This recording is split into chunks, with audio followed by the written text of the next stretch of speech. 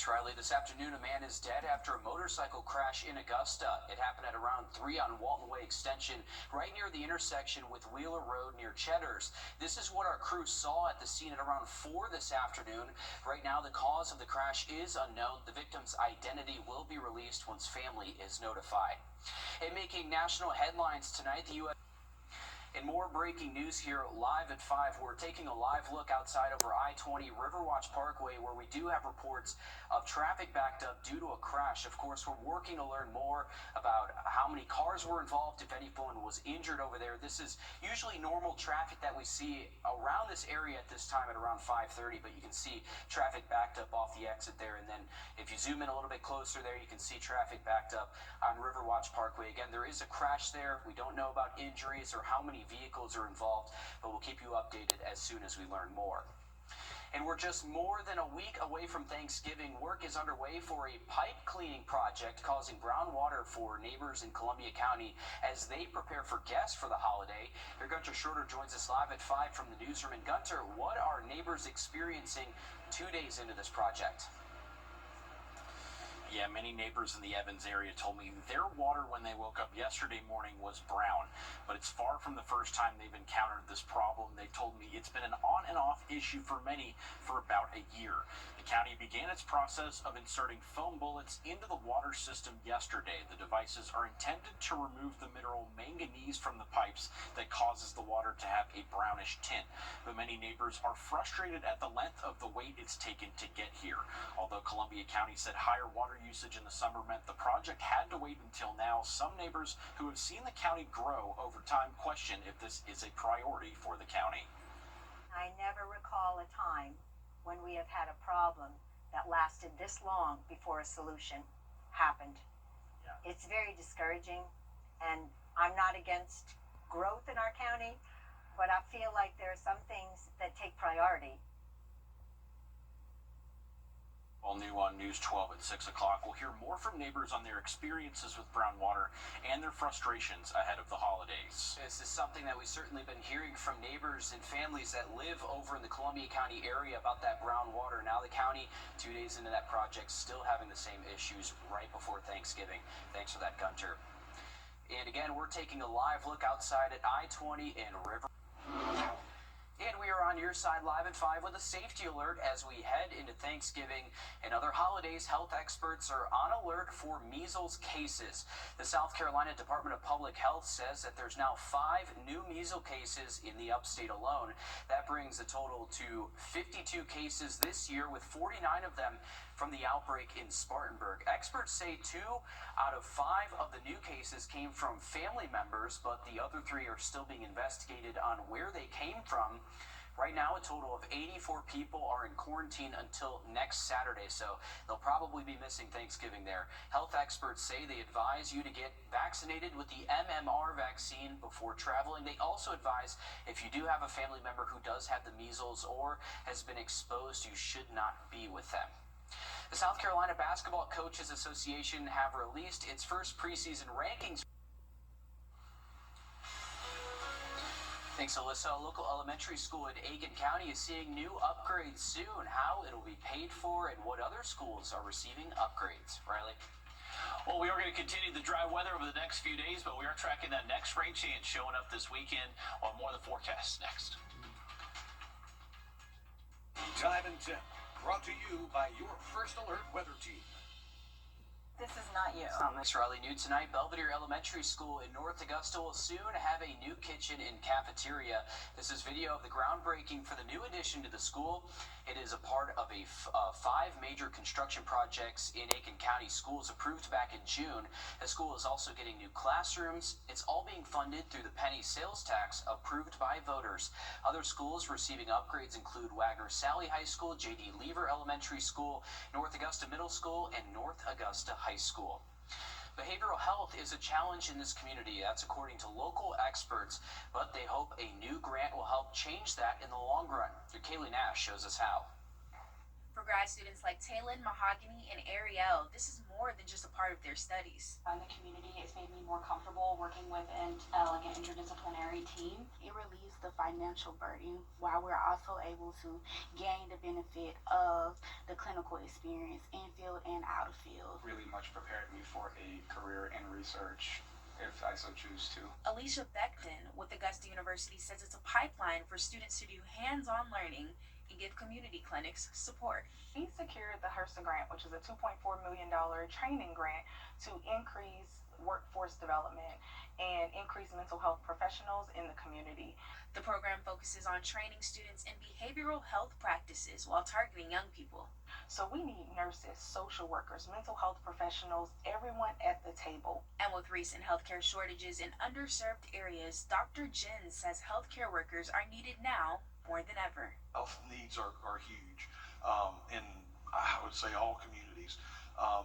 We see anxiety, depression, drug use, all of those things, from kids on up through adults. Like I say, it's really hard because the number of people taking care of patients like that is limited. With a continued hope that students will fall in love with the passion to serve. In Augusta, Kaylee Nash, on your side. This is a 4-year program where they partner with other community groups to give these grad students real-world experience to prepare them for the next steps. We're back after a short break. December 11th at the Columbia County Performing Arts Center. If you're not regularly treating your septic tank, you're risking a backup and significant repairs. Use Wrdw once a month. Simply add and flush to reduce monthly waste buildup by up to 20% and help prevent backups. Try Wrdw. Closed captioning is brought to you by Hug and Spiel. At Parker's Kitchen, get our new breakfast meal deal: a sausage, egg, and cheese biscuit, a hot coffee, and a crispy hash brown for just $5.99 at Parker's Kitchen. Live from Augusta, you're watching News 12 at 6 o'clock. Brown water for Thanksgiving? Columbia County neighbors hope not. We're checking in on how work is going to fix this months-long issue. And high temperatures today, we're several degrees above average, and we could be getting close to records over the next couple of days on the forecast coming up. Good evening and thanks for joining us here. I'm Will Rio. And I'm Zana Halliburton. Tonight, an Augusta budget deadline is looming, and the stakes reach every corner of the county, from parks to buses to your tax bill. And commissioners must adopt the 2026 budget before the end of the year. Your City Hood is live for us outside the Augusta Municipal Building in Sydney. The city is staring down a multi-million-dollar deficit. What happened today? Well, no decision was reached today on this budget, but they still have to figure out a way to address this $21 million deficit. Now, commissioners have approved some cuts to the housing program and the county correctional institution, and they also increased employee health care costs. But even with those cuts there, they still have about $19 million to balance out here. Now, for years, commissioners have kept taxes low, and they've relied on COVID relief funds to balance out their budgets, but now that money has ran out. Time is ticking for them to approve next year's budget, which leaves multiple agencies bracing for potential cuts, like the public library. This is a must read. Inside Augusta's library, stories come alive before books open. If cheeseburgers were cute, folks would probably think you were big and bad too. Today he is reading the true story of the three little pigs. And there's Alexander T. Wolf. But you can call him Al. A story about seeing things from the other side. If you believe in this city and you're investing in this city, then fundamentally the library should be off the table. A proposed 10% cut would change everything. 10% of what we get would be roughly $289,000.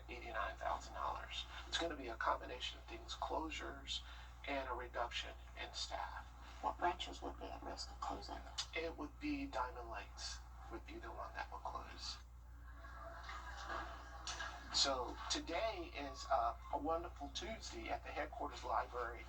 and it's story time. We caught up with Library Director Emmanuel Mitchell in the children's section, where his passion for reading started. To him, budget cuts threaten more than books. Sometimes you have to go beyond what's written on the paper. We work very diligently for students and our young patrons to fall in love with reading. Reading is not a chore, it's a luxury, it's a privilege.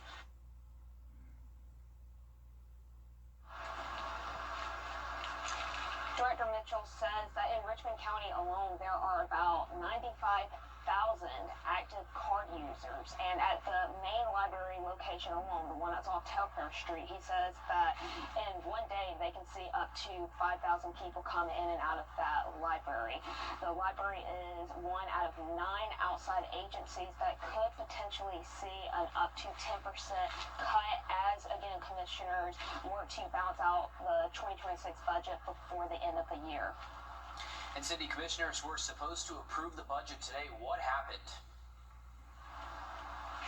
Well, Will, commissioners spent hours today debating on do they make cuts to certain departments and outside agencies, or do they raise taxes? And again, they could not come to an agreement today, which means that they couldn't completely end today's meeting. They are going to have to resume on Tuesday at 10 o'clock that morning to hopefully approve the budget before they can move forward with any other meetings. I was talking to Commissioner Francine Scott before coming out here, and she's confident that they'll make a decision that day, but she also made it clear to me that she does not support closing any libraries in the county. She emphasized to me how many students in the county rely on the services that they have there, the books they have there, and the internet services as well. And I also spoke to Commissioner Johnson as well after the meeting. He's also confident they'll come to an agreement next week, but he also emphasized to me about how it's not an easy decision for them to make right now for commissioners to decide whether to make cuts here or to raise taxes there. So a lot of tough conversations on the table for them to make between now and next Tuesday, but by law, commissioners do have to have an approved balanced budget by the end of the year. So it'll be interesting to see what comes out next week as, again, they have some tough conversations to have here. Something we'll continue to watch closely. Thank you, Sydney, for that update. Switching gears now, we'll check in with your First Alert Chief Meteorologist Riley Hills live for us in the Weather Center. Riley. Yeah, guys, we had a